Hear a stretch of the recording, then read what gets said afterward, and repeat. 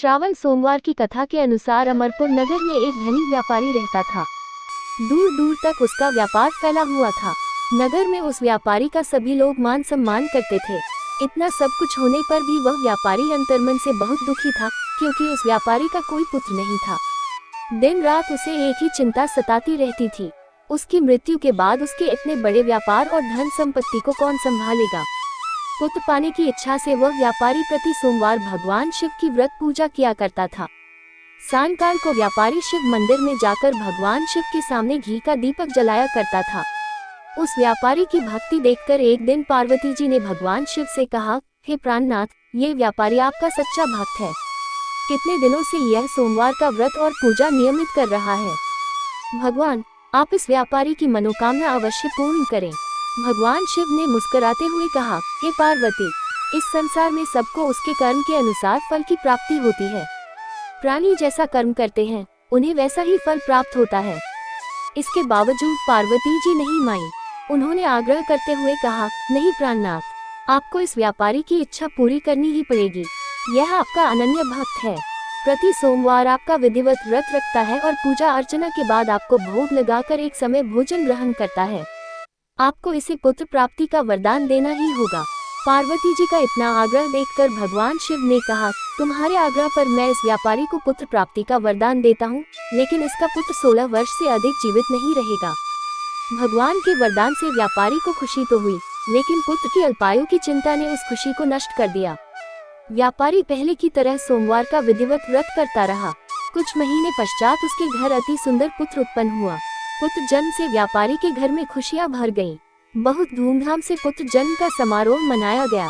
व्यापारी को पुत्र जन्म की अधिक खुशी नहीं हुई, क्योंकि उसे पुत्र की अल्पायु के रहस्य का पता था। ये रहस्य घर में किसी को नहीं मालूम था। विद्वान ब्राह्मणों ने उस पुत्र का नाम अमर रखा। जब अमर 12 वर्ष का हुआ तो शिक्षा के लिए उसे वाराणसी भेजने का निश्चय हुआ। व्यापारी ने अमर के मामा दीपचंद को बुलाया और कहा कि अमर को शिक्षा प्राप्त करने के लिए वाराणसी छोड़ आओ। अमर अपने मामा के साथ शिक्षा प्राप्त करने के लिए चल दिया। रास्ते में जहाँ भी अमर और दीपचंद रात्रि विश्राम के लिए ठहरते, वहीं यज्ञ करते और ब्राह्मणों को भोजन कराते थे। लंबी यात्रा के बाद अमर और दीपचंद एक नगर में पहुँचे। उस नगर के राजा की कन्या के विवाह की खुशी में पूरे नगर को सजाया गया था। निश्चित समय पर बारात आ गई, लेकिन वर का पिता अपने बेटे के एक आंख से काने होने के कारण बहुत चिंतित था। उसे इस बात का भय सता रहा था कि राजा को इस बात का पता चलने पर कहीं वह विवाह से इनकार न कर दे, इससे उसकी बदनामी होगी। वर के पिता ने अमर को देखा तो उसके मस्तिष्क में एक विचार आया। उसने सोचा, क्यों न इस लड़के को दूल्हा बनाकर राजकुमारी से विवाह करा दूं। विवाह के बाद इसको धन देकर विदा कर दूंगा और राजकुमारी को अपने नगर में ले जाऊंगा। वर के पिता ने इसी संबंध में अमर और दीपचंद से बात की। दीपचंद ने धन मिलने के लालच में वर के पिता की बात स्वीकार कर ली। अमर को दूल्हे के वस्त्र पहनाकर राजकुमारी चंद्रिका से विवाह करा दिया गया। राजा ने बहुत सा धन देकर राजकुमारी को विदा किया।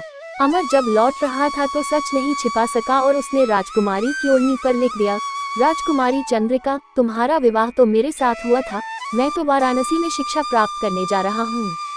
अब तुम्हें जिस नवयुवक की पत्नी बनना पड़ेगा, वह कान्हा है। जब राजकुमारी ने अपनी ओढ़नी पर लिखा हुआ पढ़ा तो उसने काने लड़के के साथ जाने से इनकार कर दिया।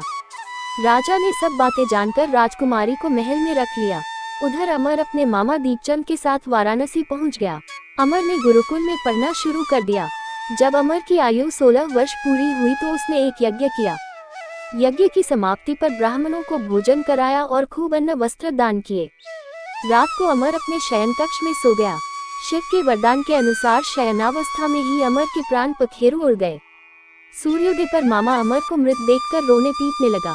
आसपास के लोग भी एकत्र होकर दुख प्रकट करने लगे। मामा के रोने विलाप करने के स्वर समीप से गुजरते हुए भगवान शिव और माता पार्वती ने भी सुने। पार्वती जी ने भगवान से कहा, प्राणनाथ, मुझसे इसके रोने के स्वर सहन नहीं हो रहे, आप इस व्यक्ति के कष्ट अवश्य दूर करें। भगवान शिव ने पार्वती जी के साथ अदृश्य रूप में समीप जाकर अमर को देखा तो पार्वती जी से बोले, पार्वती, ये तो उसी व्यापारी का पुत्र है। मैंने इसे 16 वर्ष की आयु का वरदान दिया था, इसकी आयु तो पूरी हो गई।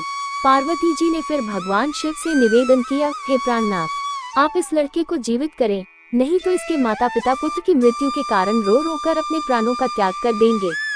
इस लड़के का पिता तो आपका परम भक्त है, वर्षों से सोमवार का व्रत करते हुए आपको भोग लगा रहा है।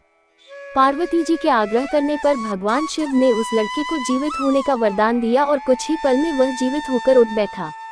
शिक्षा समाप्त करके अमर मामा के साथ अपने नगर की ओर चल दिया। दोनों चलते हुए उसी नगर में पहुंचे जहां अमर का विवाह हुआ था। उस नगर में भी अमर ने यज्ञ का आयोजन किया। समीप से गुजरते हुए नगर के राजा ने यज्ञ का आयोजन देखा। राजा ने अमर को तुरंत पहचान लिया। यज्ञ समाप्त होने पर राजा अमर और उसके मामा को महल में ले गया और कुछ दिन उन्हें महल में रखकर बहुत सा धन वस्त्र देकर राजकुमारी के साथ विदा किया। रास्ते में सुरक्षा के लिए राजा ने बहुत से सैनिकों को भी साथ भेजा। दीपचंद ने नगर में पहुंचते ही एक दूत को घर भेजकर अपने आगमन की सूचना भेजी। अपने बेटे अमर के जीवित वापस लौटने की सूचना से व्यापारी बहुत प्रसन्न हुआ। व्यापारी ने अपनी पत्नी के साथ स्वयं को एक कमरे में बंद कर रखा था। भूखे प्यासे रहकर व्यापारी और उसकी पत्नी बेटे की प्रतीक्षा कर रहे थे। उन्होंने प्रतिज्ञा कर रखी थी कि यदि उन्हें अपने बेटे की मृत्यु का समाचार मिला तो दोनों अपने प्राण त्याग देंगे। व्यापारी अपनी पत्नी और मित्रों के साथ नगर के द्वार पर पहुंचा। अपने बेटे के विवाह का समाचार सुनकर पुत्रवधू राजकुमारी चंद्रिका को देखकर उसकी खुशी का ठिकाना न रहा। उसी रात भगवान शिव ने व्यापारी के स्वप्न में आकर कहा, हे श्रेष्ठी, मैंने तेरे सोमवार के व्रत करने और व्रत कथा सुनने से प्रसन्न होकर तेरे पुत्र को लंबी आयु प्रदान की है। व्यापारी बहुत प्रसन्न हुआ। सोमवार का व्रत करने से व्यापारी के घर में खुशियां लौट आईं। शास्त्रों में लिखा है कि जो स्त्री पुरुष सावन के सोमवार का विधिवत व्रत करते और व्रत कथा सुनते हैं उनकी सभी इच्छाएं पूरी होती हैं।